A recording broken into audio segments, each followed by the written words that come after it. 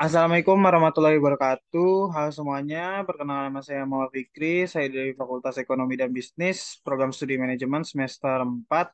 NIM saya 289215198.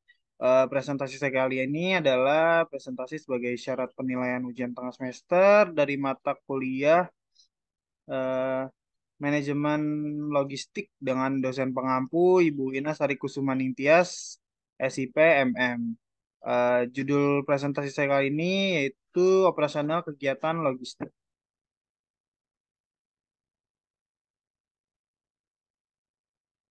Nah, yang pertama ada operasi pergudangan. Keberadaan gudang merupakan salah satu bagian usaha menyeluruh perusahaan untuk mendapatkan eh, kegunaan waktu, tempat, dan kegunaan lainnya. Penetapan jumlah dan lokasi gudang yang akan ditentukan oleh lokasi produksi dan pasar yang akan dituju. Menurut Douglas M. Lebert, tahun 1998 menyatakan tentang alasan mengapa perusahaan menyimpan persediaan di gudang. Maka secara tradisional, aktivitas pergudangan dilakukan karena salah satu atau lebih dari alasan berikut. Yang pertama, untuk memperoleh kegiatan transportasi dan produksi yang ekonomis. Kemudian yang kedua, mengambil manfaat dari diskon pembelian dan memelihara sumber pasokan. Kemudian yang ketiga, untuk mendukung kebijakan customer service perusahaan. Yang keempat, untuk menyesuaikan terhadap kondisi perubahan pasar. Yang kelima, menyesuaikan beda ruang dan waktu antara produsen dengan konsumen. Yang keenam, memenuhi ongkos logistik terkecil pada tingkat pelayanan yang diharapkan. Dan yang ketujuh, mendukung program just in time untuk pemasok dan pelanggan. Kemudian yang kedelapan, melayani pelanggan dengan produk majemuk, bukan hanya produk tunggal. Dan yang kesembilan, menyimpan sementara dari material daur ulang atau dibuang. Kemudian kegunaan gudang. Pergunaan gudang digunakan untuk mendukung kegiatan manufaktur, menyatukan produk dari beberapa fasilitas produksi yang dikirim ke pelanggan tunggal, untuk memecah dari pengiriman yang besar menjadi pengiriman yang lebih kecil-kecil dalam upaya memuaskan para pelanggan dan mengkonsolidasi jumlah pengiriman yang kecil-kecil untuk pengiriman pada volume yang lebih besar. Nah, kemudian gudang sebagai pendukung manufaktur ya. Pada saat pesanan datang daripada pemasok, diterima bagian receiving, diperiksa dan masuk gudang untuk menunggu digunakan oleh bagian manufaktur. Di sini gudang berfungsi sebagai tempat holding atau switching material selanjutnya. And then gudang yang menyatukan. Nah, ini jenis-jenis gudang. Tadi yang pertama itu gudang sebagai pendukung manufaktur, kemudian gudang yang menyatukan. Gudang yang menyatukan itu adalah gudang yang menyatukan barang yang datang dari berbagai produsen, dikirim via truk dan diterima di gudang. Aktivitas pergudangan ini adalah melakukan penyatuan produk-produk yang bervariasi, lalu dikirim kepada para pelanggan dengan menggunakan kendaraan yang lebih kecil. Fasilitas gudang berfungsi sebagai area untuk menyatukan di mana produk yang datang dari pemasok atau produsen bersifat tunggal ya, yang bersifat eh, yang bervariasi adalah pihak pemasok atau pabrik. Kemudian ada gudang konsolidasi. Nah, pada kondisi di mana produk dikirim produsen dari para produsen, namun dalam jumlah kecil-kecil dan tidak ekonomis jika dikirim langsung ke pelanggan dengan kuantitas yang sama. Untuk itu, dilakukanlah konsolidasi di gudang dan selanjutnya dikirim ke pelanggan dalam jumlah besar agar lebih ekonomis. Nah, kemudian ada gudang pemecah atau brick bulk. Gudang dikirim dalam jumlah besar, namun pelanggan memerlukan dalam jumlah kecil-kecil. Untuk itu, fungsi gudang ini berperan dalam memecah satuan barang dalam bentuk eh, bulk menjadi satuan kecil agar bisa dikirim ke pelanggan. Nah, kemudian pola lokasi gudang. Nah, yang pertama ada gudang posisi pasar. Fungsi dari suatu gudang untuk mengisi kembali atau replenishment, tentang persediaan untuk toko-toko pengecer dan juga dapat menghantarkan barang ke konsumen. Tujuan didirikan gudang posisi pasar untuk menggabungkan pembelian dari tempat-tempat yang jauh dan mengisi kembali persediaan pada toko-toko eceran.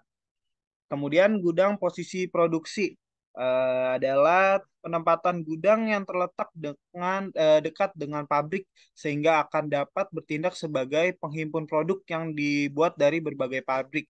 Alasan utama penempatan gudang dan pabrik yang berdekatan agar dapat memaksimalkan pelayanan kepada konsumen.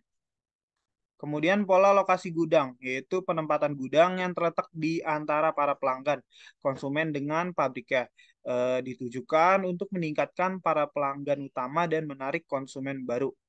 Teori lokasi industri menunjukkan bahwa pabrik yang menghasilkan produk tertentu seringkali harus lebih dekat dengan bahan baku yang dibutuhkannya. Jika produk-produk dari dua atau lebih pabrik dijual kepada satu layanan tunggal, maka sebuah gudang pengumpul akan lebih baik didirikan di suatu lokasi ya.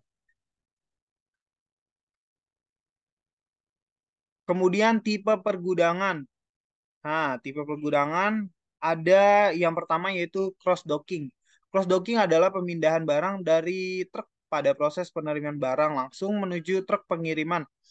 Eh, Konsep cross docking biasa digunakan jika gudang sebagai tempat menyatukan atau distribution mixing center, di mana barang datang dalam bentuk curah ya atau bulk kemudian dipecah terus disatukan menurut jumlah dan ukuran yang sesuai dengan permintaan pelanggan. Kemudian gudang kontrak atau kontrak warehousing.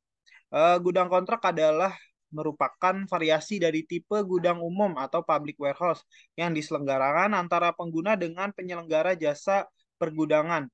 Penyelenggara jasa pergudangan mengontrakkan gudang dalam jangka panjang hanya kepada satu klien saja dan operasinya kedua belah pihak berbagi resiko yang berfokus pada produktivitas, pelayanan, dan efisiensi bukan berdasarkan pada besarnya fee dan struktur tarifnya. Kemudian ada tipe pergudangan yaitu gudang umum atau public warehouse. Banyak tipe gudang umum meliputi gudang dagang untuk produk manufaktur, gudang pendingin, gudang bonded, gudang barang rumah tangga dan furniture. Kemudian ada gudang komoditas khusus, gudang curah. Nah, setiap tipe gudang dilaksanakan dengan pelayanan khusus dan berbeda. Kemudian fungsi operasi pergudangan. Fungsi pergerakan yaitu fungsi gudang yang pertama adalah gudang sebagai wahana untuk menggerakkan aliran barang dari mulai penerimaan, transfer atau put away, penyimpanan pesanan atau seleksi, kemudian cross docking dan pengiriman. Kemudian fungsi penyimpanan. Fungsi ini bisa dilakukan secara sementara atau semi permanen. Gudang sementara menitikberatkan pada fungsi pergerakan dan hanya memenuhi persediaan. Kemudian fungsi transfer informasi adalah menyelenggarakan fungsi pergerakan dan penyimpanan secara simultan dan bisa melaksanakan kedua fungsi tersebut memerlukan informasi yang handal. Kemudian manajemen memerlukan informasi yang rutin dan akurat untuk mengelola semua kegiatan pergudangan, meliputi informasi tentang tingkat persediaan, tingkat keluaran, lokasi stok, pengiriman inbound dan outbound, data pelanggan, utilitasi fasilitas ruangan, dan kepegawaian. Semua itu merupakan informasi vital dalam menentukan keberhasilan operasi pergudangan. Kemudian gudang umum versus gudang khusus. Gudang umum yang pertama keunggulannya yaitu perlindungan model, mampu meningkatkan ruang, kondisi puncak, kemudian mengurangi risiko, ada juga skala ekonomis, kemudian fleksibilitas, keunggulan pajak, pengetahuan khusus untuk ongkos dan handling, kemudian eh, minimumkan potensi perselisihan buruh. Nah, cuman kalau kelemahannya yang itu yang pertama masalah komunikasi, kemudian kurang pelayanan khusus dan kekurangan ruang simpan. Kemudian gudang private keunggulannya itu yang pertama pemilik barang punya kendali yang tinggi, kemudian memiliki fleksibilitas tinggi, kecilnya ongkos, menggunakan SDM yang lebih baik, kemudian manfaat pajak dan manfaat eh, tanah wujud. Kemudian kelemahannya yaitu kurangnya kurangnya fleksibilitas, kelemahannya kemudian kendala finansial dan tingkat pengembalian.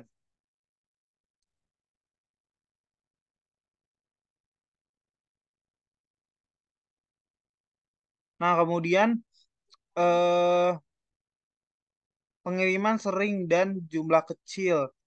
Eh, Aktivitas terima dan kirim meningkat, tugas pegawai picking meningkat, kemudian kebutuhan perlengkapan meningkat, yang keempat beban tracking meningkat, yang kelima perencanaan transportasi meningkat.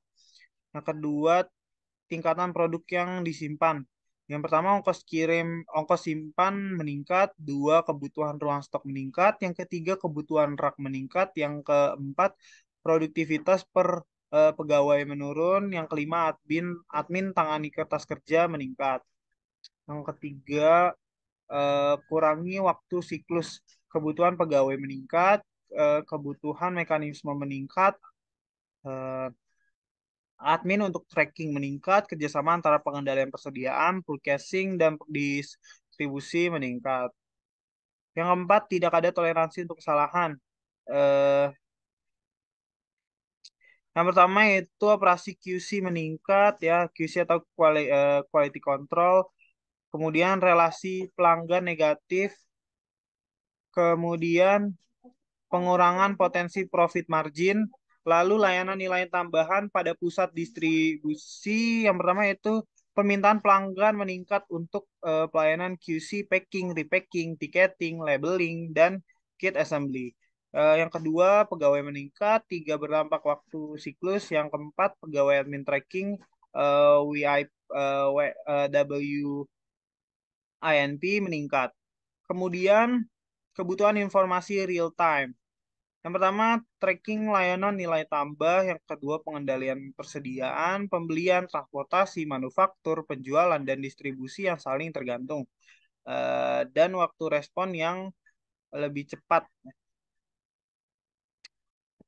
Itu saja yang bisa saya sampaikan. Mohon maaf apabila masih banyak kesalahan dalam penyampaian. Semoga hmm, bisa bermanfaat bagi kita semua.